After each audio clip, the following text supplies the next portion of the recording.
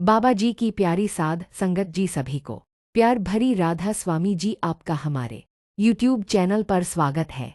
मेरे मन गुरु की शरण पढ़ के परमात्मा का नाम स्मरण कर नाम बढ़ी।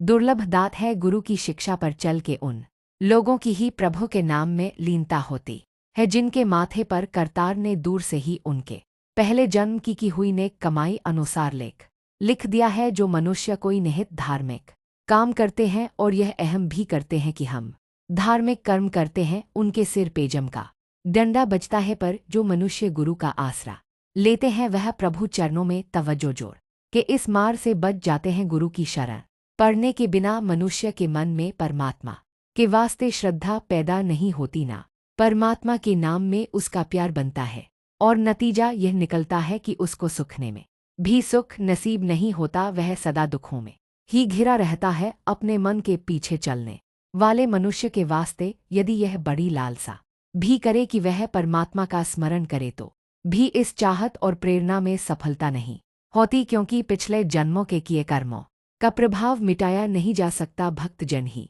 परमात्मा की रजा को स्वीकार करते हैं, वे भक्त ही परमात्मा के दर पर स्वीकार होते हैं। गुरु प्रेम से अपना शब्द शरण आए मनुष्य के दिल में पक्का करता है, पर गुरु भी परमात्मा की कृपा के बिना नहीं मिलता। गुरु से बेमुख मनुष्य जैसे एक ऐसा वृक्ष है कि यदि उसे 100 बार भी अमृत से सींचे तो भी उसका जहर का फल ही जल्दी लगता है।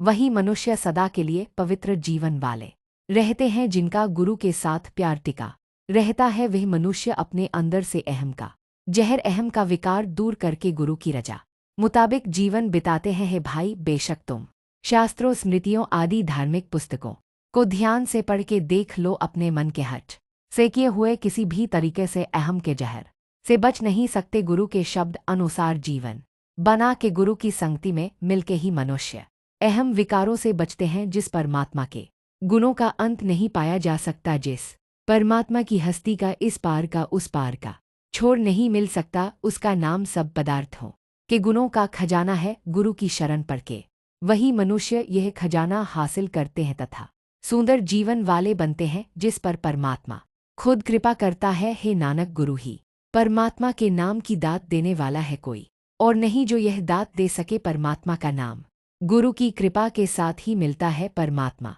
की बख्शीश से मिलता है। हे मेरे मन, गुरु की बताई कार कर, अगर तू गुरु के हुक्म में चलेगा तो तू हर समय परमात्मा के नाम में जुड़ा रहेगा। जो जीव पंछी इस शरीर वृक्ष पर बैठा हुआ गुरु के प्रेम में रह के सदा स्थिर प्रभु के नाम का चोगा चुगता है, वह खूबसूरत जीवन वाला हो जाता है। वह परमात्मा के नाम का रस पीता है, आत्मक अरोलता में टिका रहता है, माया पदार्थों के चोगे की तरफ भटकता नहीं फिरता। इस वास्ते जन्म मरण के चक्कर से बचा रहता है। उसको अपने असल घर में प्रभु चरणों में निवास मिला रहता है। वह सदा प्रभु के नाम में लीन रहता है। जो जीव पंछी अपने अपने शरीर वृक्षों पर बैठे देखने में तो सुंदर लगते हैं, पर माया के पदार्थों के चोगे के पीछे उड़ते फिरते हैं, चारों तरफ भटकते हैं। वे जितना भी चोगे के पीछे उड़ते हैं उतना ही ज्यादा दुख पाते हैं, सदा खींचते हैं और बिलकते हैं। गुरु की शरण के बगैर उन्हें परमात्मा का ठिकाना नहीं दिखता, और ना ही वह आत्मिक जीवन देने वाला नाम फल प्राप्त कर सकते हैं। गुरु के सन्मुख रहने वाला मनुष्य परमात्मा का रूप हो जाता है। वह जैसे एक हरा भरा पैर है, वह भाग्यशाली मनुष्य सदा स्थिर प्रभु में जुड़ा रहता है, आत्मिक अरोलता में टिका रहता है, प्रभु के प्रेम में मगन रहता है।